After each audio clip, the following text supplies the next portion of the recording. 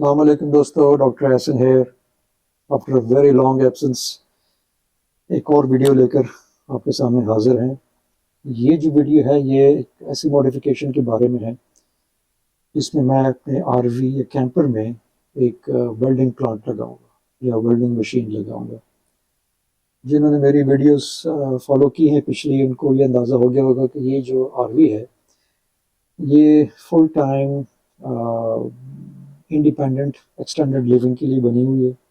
किसी outside help की, add की इसमें ज़रूरत नहीं है। इसकी वजह से मैंने इसमें तकरीबन हर चीज़ रखी हुई है। एक मिनी वर्कशॉप खोली हुई है जिसमें हर किस्म के टूल्स हैं। पावर टूल्स भी हैं, ड्रिल मशीन्स, ग्राइंडर्स, कटर्स वगैरह, यहाँ तक एक छोटी लेथ मशीन भी है। जिस चीज़ की कमी है उसमें या कमी थी उसमें वो एक वेल्डिंग प्लांट की थी। तो नॉर्मली ये छोटे छोटे वेल्डिंग प्लांट्स आते हैं जिस तरह ये वाला है, तो ये उस पर मैं चलाता हूँ, चल पड़ता है। उसकी अपनी बैटरी सोलर सिस्टम पे ये चल जाता है। लेकिन वो अपनी पीक परफॉर्मेंस पे चल रहे होते हैं उस वक्त। ये तकरीबन 70 एम्प्स कंज्यूम करता है मेरी बैटरी से। तो एक तो उससे बैटरी बड़ी जल्दी डाउन हो जाती है, और नंबर टू ये क्योंकि उसकी पीक लिमिट्स पे चल रहा होता है तो एन मुमकिन है कि ये कोई ना कोई चीज़ मेरी उसमें उड़ जाए, कोई इन्वर्टर काम छोड़ दे या कोई BMS या कोई बैटरी का प्रॉब्लम हो जाए, क्योंकि अच्छा खासा लोड है इसके ऊपर। तो इसको मैंने रखा होता है इमरजेंसीज के लिए। यानी वेल्डिंग कर लेगा कि एक आध टच लगा लेगा। इतना स्ट्रॉन्ग करंट इसका नहीं होता मेरे आरवी के पावर आउटपुट पे, लेकिन काम कर जाते हैं। तो उस चीज़ को कैटर करने के लिए फिर मैंने सोचा कि एक ऐसा वेल्डिंग प्लांट लगा दूं जो कि एक्सटेंडेड चले और कोई प्रॉब्लम ना हो। तो ये एक जनरेटर है जो कि मेरी अपनी भी आरवी से मैंने निकाला है। पहले उसमें लगा हुआ था पिछले को 25 साल से, और इस 25 साल के दौरान काफ़ी मॉडिफिकेशंस हो चुकी हैं इसमें। एक अभी ये फाइनल मॉडिफिकेशन करना चाहता हूँ, पता नहीं फाइनल है कि नहीं है, बाद में कुछ और की ज़रूरत पड़े। और ये जो है एक सुजुकी का इंजन है, सिंपल फुल स्टार्ट रस्सी के साथ होता है। ये क्योंकि 25 साल पुराना इंजन है तो ये सुजुकी असली जापानी सुजुकी है, ये चाइनीज़ नहीं है। उस वक्त मिला मिला करती थी ये जापानीज़। इसको मैंने बेल्ट ड्राइव से ये अल्टरनेटर लगाया हुआ है। ये अल्टरनेटर गाड़ी का उतरा हुआ अल्टरनेटर है और तकरीबन 130 एम्प्स का है। तो 130 एम्प्स का मतलब ये है कि ये मुझे इजी 1500 वाट्स ऑफ आउटपुट देता है। मुझे ये 1500 वाट्स तकरीबन तकरीबन 2.5 kVA बन जाता है। अब जिनको जनरेटर्स का थोड़ा सा पता है उनको समझ आ जाएगी कि 2.5 kVA का जनरेटर जो है ना इतना छोटा नहीं होता। ना वो इतना छोटा होता है ना वो इतना हल्का होता है। तो उसकी जो फिटिंग है आरवी में, क्योंकि आरवी में स्पेस की बड़ी कमी होती है, तो उसकी फिटिंग एक मसला होता है। अक्सर लोग उसको टेल एंड पे लगा देते हैं, टेल एंड हैवी हो जाता है गाड़ी का। ये जो है इतना हैवी नहीं है, अगर आपको ये दिखा दूं मैं, ठीक है, नॉट वेरी हैवी। और उसका प्रोफाइल भी बड़ा कम है, छोटा है। तो ये तकरीबन 2.5 kV का मुझे लोड देता है, लेकिन देता मुझे ये 14 वोल्ट्स है, या 12 वोल्ट सिस्टम में ये 14 वोल्ट्स देगा DC। अब इन 14 वोल्ट्स का मैंने करना क्या, क्योंकि जनरल आइडिया लोगों का ये है कि जनरेटर को 220 देना चाहिए ताकि आपके अप्लायंसेस चले। इससे जब मैं काम लेता हूँ, पहला काम तो उससे मैं ये लेता हूँ कि ये मेरी कार जो ट्रक की बैटरी है, आरवी की बैटरी, अगर वो डाउन हो जाए, डेड है, तो ये इसको चार्ज कर देगा, क्योंकि ये गाड़ी का अल्टरनेटर है। 5 मिनट 10 मिनट में ये उसको टॉप अप कर देगा। दूसरा फ़ायदा इसका ये है कि अगर गाड़ी का जनरेटर मेरा ख़राब हो जाए तो मैं इसको स्टार्ट कर दूँगा, ये जनरेटर है ये ऑन हो जाएगा और ये मेरी गाड़ी को करंट देगा, मेरी गाड़ी चलती रहेगी। तीसरा इसका फंक्शन ये है कि ये मेरे बैटरी बैंक को चार्ज करते हैं, जो कि लिथियम के हैं। 24 वोल्ट्स 150 एम्प्स का है। दो बैटरीज रखी मैंने इसमें, उनको चार्ज करते हैं। लिथियम बैटरी की चार्जिंग एक स्पेशल सब्जेक्ट है। ये normal acid lead acid battery की तरह नहीं चलता। ये 12 वोल्ट देगा। उसके बाद मैं एक ये मॉड्यूल मैंने लिया हुआ है, ये मैं लगाता हूँ। इस मॉड्यूल का काम है कि ये 12 वोल्ट को कन्वर्ट करता है इनटू 24 या 28 या 30, जितना आप इस पर सेट कर दें, to charge your lithium battery. ये अगर आप इसको गौर से देखें तो इस पर लिखा हुआ है 1224, यानी 12 वोल्ट ही लेता है और 24 में इसको कन्वर्ट, या 24 28 जितना भी रखें उसमें कन्वर्ट कर देता है। स्मार्ट चार्जर है, ब्लूटूथ इसमें लगा हुआ है, फ़ोन पे ऐप है, उससे आप उसको मॉनिटर भी कर सकते हैं और इसको सेट भी कर सकते हैं। तो ये लाइक यानी स्मार्ट चार्जर, ये पहले आपको बल्क चार्जिंग देगा बैटरी की, जब उससे खासी चार्ज होता है तो उसके बाद ये फ्लोट चार्ज पे आ जाता है, फिर ट्रिकल चार्ज पे आ जाता है। तो इस किस्म की 3 फेज़ चार्जिंग से बैटरी की सेहत भी ठीक रहती है। ये एक मॉडल जो है तकरीबन 10 एम्पीयर की चार्जिंग करता है बैटरी की। मेरे पास इस तरह के 2 मॉडल हैं, तो 20 एम्पीयर मुझे मिल जाता है। 20 एम्पीयर मेरे सिस्टम की पीक चार्जिंग है। तो ये तीसरा फंक्शन हो गया इसका। चौथा जिसमें मैं करने जा रहा हूँ वो ये है कि इस पे मैं अल्टरनेटर एक और लगा रहा हूँ, जिसको मैं कन्वर्ट कर दूंगा वेल्डर में। इसी इंजन पे चला गया एक और पुली, एक और बेल्ट।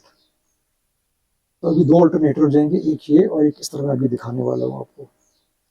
इस अल्टरनेटर से वेल्डर बनेगा, फिर ये वेल्डिंग का काम करेगा।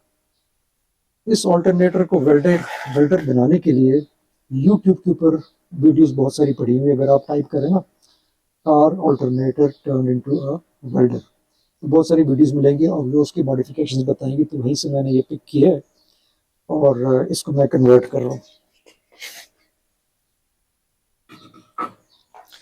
अब अगर इधर आप देखेंगे तो ये वो दूसरा अल्टरनेटर मैंने लगा दिया, ये उल्टा लगाया हुआ, ये भी बेल्ट ड्राइव है। इसको फिर मैंने इसकी मॉडिफिकेशन की है। मॉडिफिकेशन ऐसी की है कि जो मेरे कुछ इलेक्ट्रिशियन दोस्त हैं जिनसे मैंने अल्टरनेटर लिए, वो ये अल्टरनेटर का काम ही करते हैं। वो अल्टरनेटर को रिपेयर का काम करते हैं।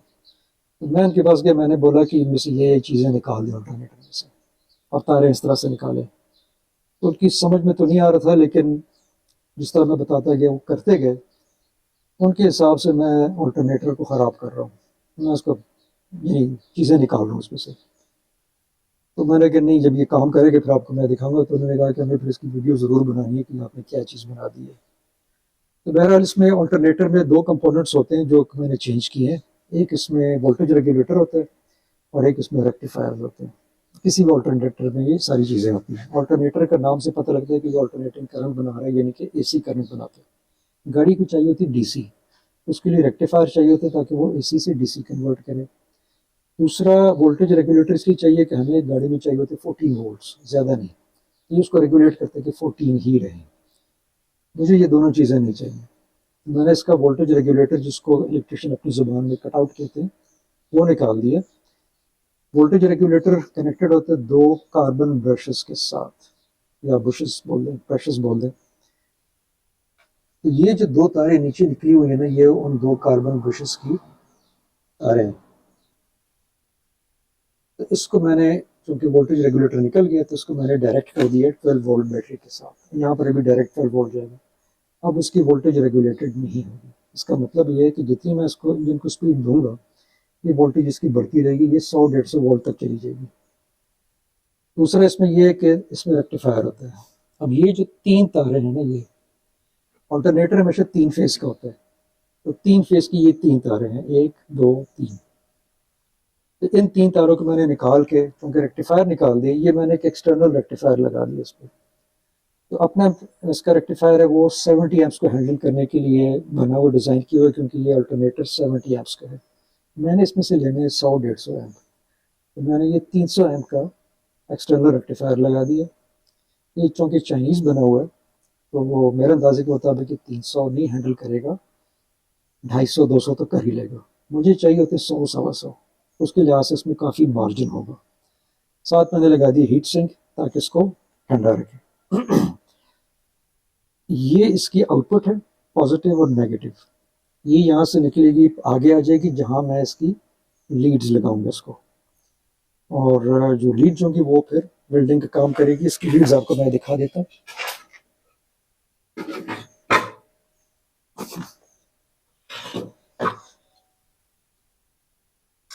ये इसकी लीड्स हैं, ठीक है।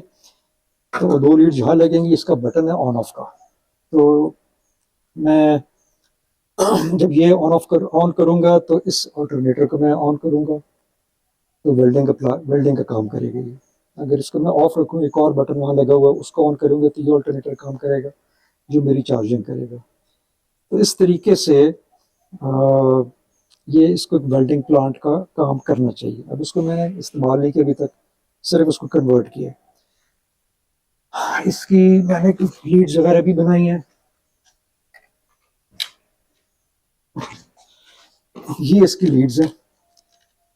तो इस पूरे प्रोजेक्ट के ऊपर खर्चा भी आ गया, मेरे 2 दिन की मेहनत भी लग गई है। अब अगर ये काम नहीं करेगा तो पैसे और 2 दिन की मेहनत जाए। उसके बाद फिर मैं कुछ और बंदोबस्त करूंगा, कोई और मॉडिफिकेशन करूंगा इसकी। तो अभी मैं इसको लेके चलता हूँ आरवी पे और वहाँ इसको इंस्टॉल करता हूँ, फिर आपके सामने इसको चला के देखता हूँ कि ये नंबर 1 काम करता है कि नहीं करता, नंबर 2 सही काम करता है कि नहीं करता है। क्योंकि अगर ये वेल्डिंग कर रहा है, गंदी वेल्डिंग कर रहा है, कच्ची वेल्डिंग कर रहा है, तो फिर भी इसका फ़ायदा नहीं है। तो चलें आरवी की तरफ और उसको चेक करते हैं। अच्छा जी, तो ये इंस्टॉलेशन हो गई है इसकी। ये सेकंड डे पे जाके हुई। उस वक्त जब मैं इंस्टॉल करने गया तो ये एक फाउंडेशन है जो कि टूटी हुई थी, इसको फिर मैं लेने गया। अभी ये करना है कि इसको भी मैंने स्टार्ट किया।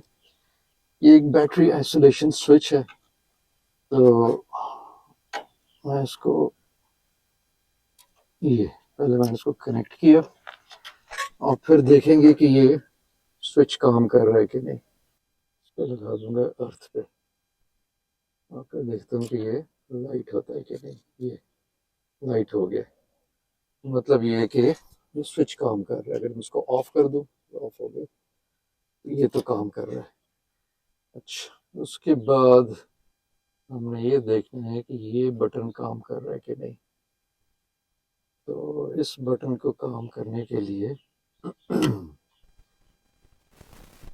और ये मैं अर्थ के साथ लगा रहा हूँ और ये इस वक्त नहीं चल रहा। मैं उसको स्विच ऑन करूँगा, नहीं, या ये काम कर रहा है जी, काम कर रहा है। बटन इज फाइन, ठीक। अब नेक्स्ट हमें देखना है कि ये इंजन ऑन होता है कि नहीं, क्योंकि अभी तक मैंने इसको ऑन नहीं किया। इसको स्विच ऑन कर देते हैं और एक चोक देते हैं।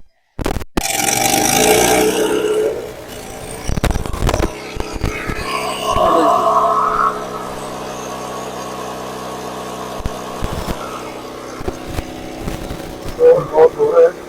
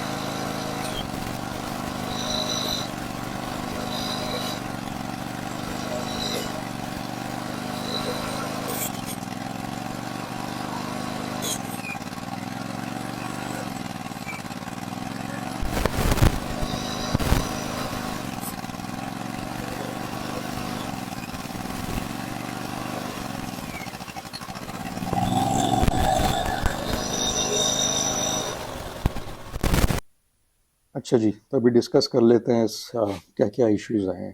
तो एक तो इशू ये था कि इसने 90 वोल्ट्स दे रहा था, जो कि बहुत ज़्यादा है। हमें 60-70 के आसपास, दैट्स द अपर लिमिट, इससे ऊपर नहीं जाना चाहिए। दूसरा प्रॉब्लम ये था कि ऑल्टरनेटर का लोड इंजन पे इतना आ गया कि वो स्टॉल कर गया, बंद हो गया।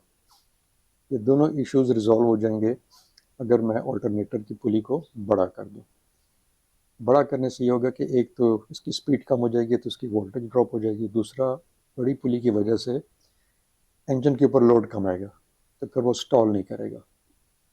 अब नेक्स्ट स्टेप ये है कि मैं दोबारा ऑल्टरनेटर खोलूँगा यहाँ से और मार्केट लेके जाऊँगा और उसको बड़ी पुली लगाऊंगा इंशाल्लाह। अब ये कल पे आ जाएगा। चले जी, ये अब अगला दिन आ गया, ये इसकी मैं पुली लेकर आ गया, ठीक है। तो जो पिछली पुली थी वो तकरीबन जो अंदर का जो कॉलर है तकरीबन इतनी थी, अब इतनी हो गई है।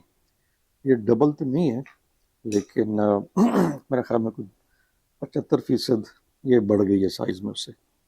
ये हीट सिंक है, जो पहले मैंने इसके साथ बोल्ट ऑन किया हुआ था, लेकिन जब वो उस दिन चलाई है उसका एक पेच टूट गया, ये लूज़ हो गया था। अब मैंने ये किया है कि इसमें रबड़ के बुशेस लगा दिए, फाउंडेशन लगा दिए, तो अब इसमें वाइब्रेशन नहीं आएगी। तो ये अब मेरे हिसाब से इसकी जो स्पीड है ये अल्टरनेटर की कम हो जाएगी, तकरीबन कोई आधा नहीं तो कोई 40% स्पीड इसकी कम हो जाएगी। और इसकी वजह से अगर मुझे ये पहले 80 या 90 वोल्ट्स दे रहा था तो मेरे ख्याल में अभी ये मुझे 50 वोल्ट्स देगा, जो कि ठीक है। और अगर वेल्डिंग करने से अगर इंजन स्टॉल नहीं होता तो मतलब ये है कि ये सेटिंग ठीक है। अगर इसमें भी कोई फाइन ट्यूनिंग की ज़रूरत पड़ी तो फिर वो भी करनी पड़ेगी। फाइन ट्यूनिंग के लिए मुझे थोड़ी सी रेजिस्टर्स लगानी पड़ेंगी रोटर के साथ। तो उसके लिए पहले मुझे रोटर की वैल्यू देखनी पड़ेगी जो कि 3.2 के करीब है। तो रेजिस्टेंस मैंने बनाई हुई है नॉर्मल ये जो हीटर एलिमेंट होता है ना, ये वाला, उसकी उससे बनाई हुई है। और ये जो रेजिस्टर्स हैं ये तकरीबन 1.13 ओम्स तक आती हैं, जिसकी वजह से मुझे रोटर की करंट कम हो जाएगी और इसकी आउटपुट कम हो जाएगी। तो मुझे अंदाज़ा 70 एम्प्स या लो सेटिंग पे 50 एम्प्स की मुझे करंट मिलेगी।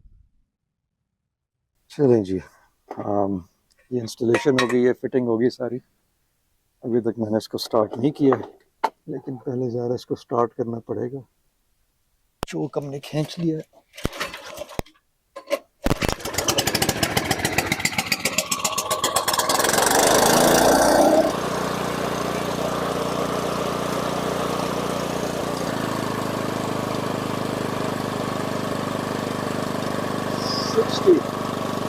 पहले 90 था, अभी 60 पे आ गया। हमारा सामने की 50 पे आ जाएगा, लेकिन 60 पे। और इसको मैं तेज़ करता हूँ।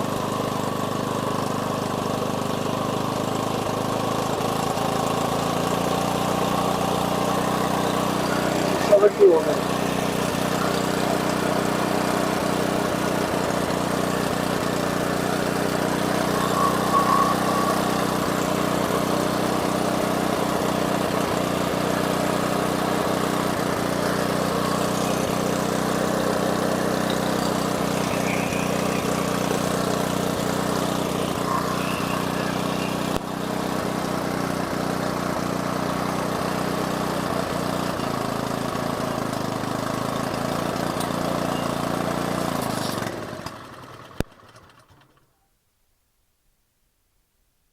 फिर स्टॉल कर गया। इसका मतलब है कि इसमें अभी भी पावर इतनी नहीं है।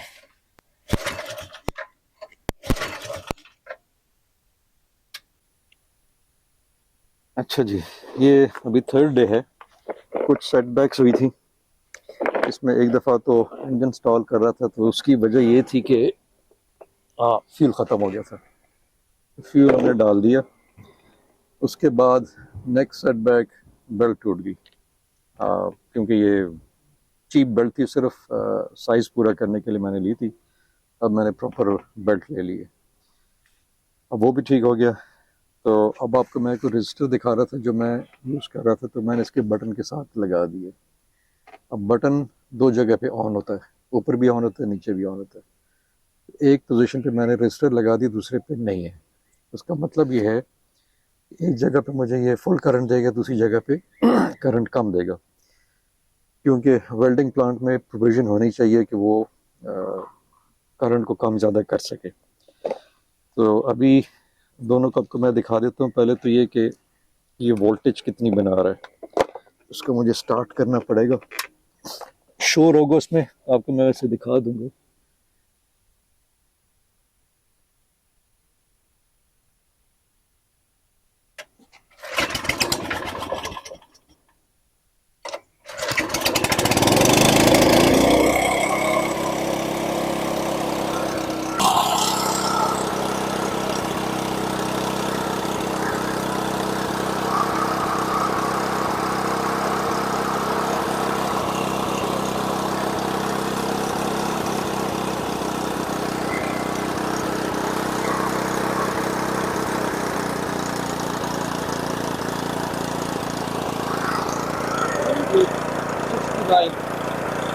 6970 ये पोजीशन 1 है। अब मैं बटन दूसरी तरफ क्लिक करूँगा, अब ये 60-64 पे आ गया।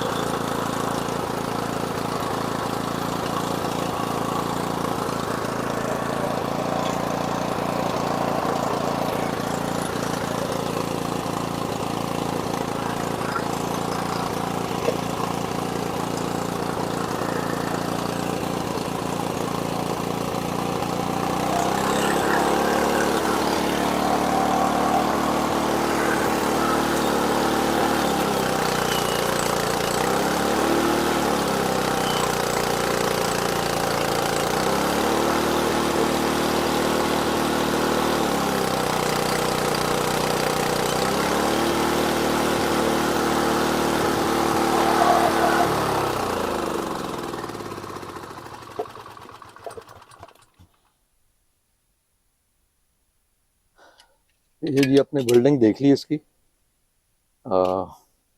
इसको मैं जरा फ्लक्स उतारता हूँ इसका।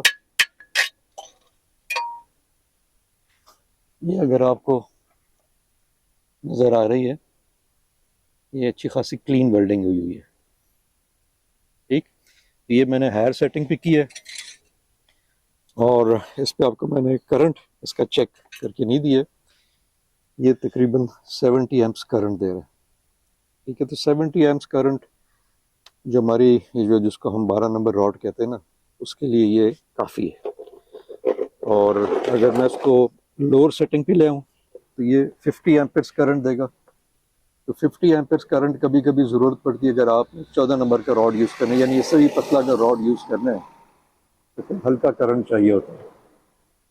तो अब मेरे पास दो सेटिंग्स आ गई हैं। बाज़ अगर बहुत पतली चादर को अपने वेल्ड करना होता है तो वो ये बेहतर होता है।